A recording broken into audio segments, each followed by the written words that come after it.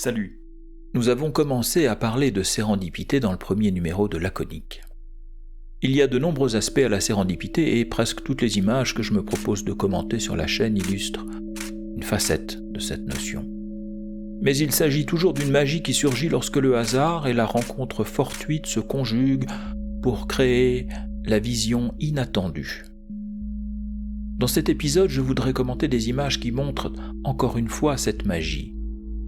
En effet, il m'est souvent arrivé de revenir chez moi avec des photos qui n'avaient rien à voir, ne serait-ce qu'avec l'environnement, le quartier, le lieu que je m'étais proposé de visiter photographiquement. En revanche, elles ont du sens. Il nous revient de les regarder avec distance et de déchiffrer ce qu'elles nous racontent. Planche numéro 1. Au mois d'août 2017, je décide de prendre pour terrain de jeu photographique le célèbre quartier d'affaires putéolien, c'est-à-dire situé sur la commune de Puteaux, en bordure ouest de Paris. Il s'agit du célèbre quartier de la Défense.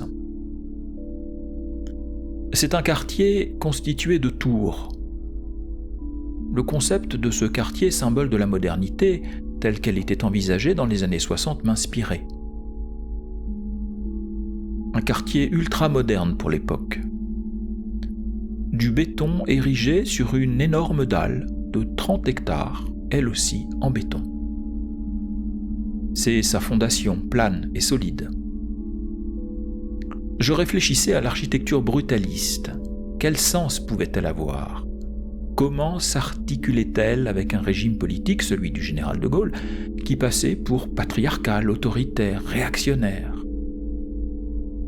En fait, c'était plutôt la modernité, le progressisme dans sa forme brutaliste, qui montrait là son caractère dominateur et autoritaire.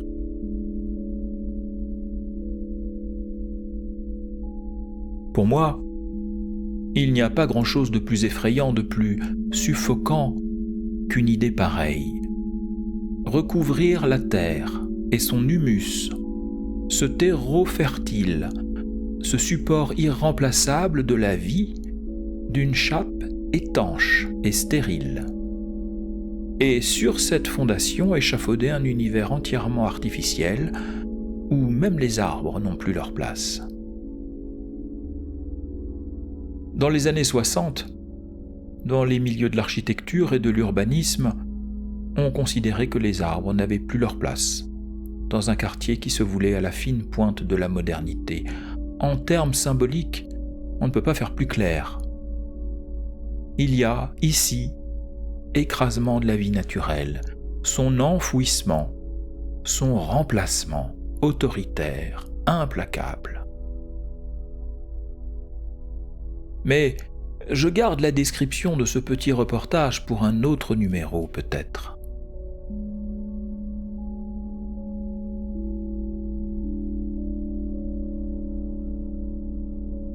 Par ces journées d'août, où les bureaux sont vides et le monde des affaires oublié pour quelques semaines, au lieu d'immeubles de grande hauteur, c'est un passage souterrain et sa lumière qui a capté mon attention.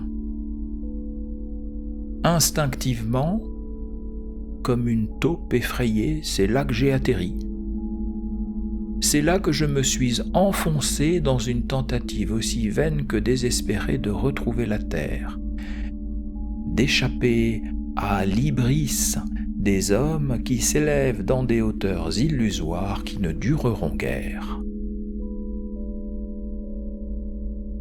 C'est aussi cela le zen photographique. Vous pensiez photographier un quartier d'affaires et c'est la terre qui vous appelle, qui vous intime de montrer votre vérité bien différente de l'idée superficielle de départ. Les images que j'ai réalisées montrent des êtres qui passent de la lumière aux ténèbres. Leurs corps perdent au passage leurs traits distinctifs. La caractérisation des visages disparaît pour ne laisser que l'ombre des silhouettes. Toujours des corps, certes, mais anonymes maintenant, sans identité, uniformisés. Et par chance, si l'on veut, j'ai obtenu en quelque sorte une image de la quintessence de ce processus de déshumanisation, une image qui selon moi évoque des zombies, c'est-à-dire des corps sans âme, qui marchent pesamment et qui semblent conditionnés et contraints, comme sous l'influence d'une puissance extérieure qui les téléguiderait. En outre, ces corps semblent se dupliquer, être des copies ou des clones sans personnalité propre.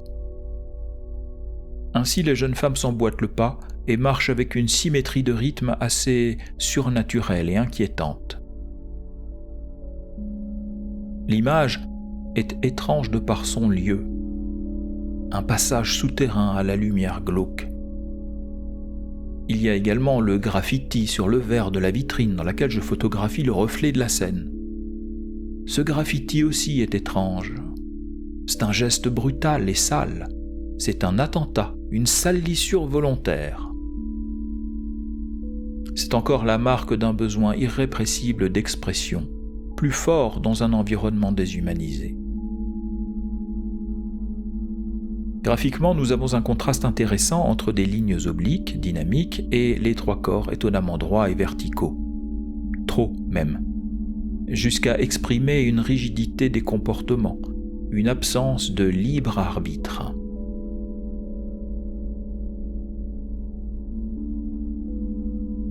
Enfin, j'aime un autre élément, les luminaires au-dessus de leur tête, disposés comme des soucoupes volantes.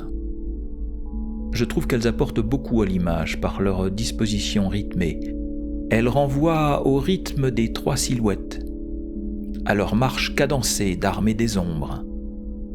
Elles ajoutent à l'étrangeté de la scène et me font penser que des extraterrestres vont procéder à l'abduction des jeunes femmes. Voilà, à vous d'en juger.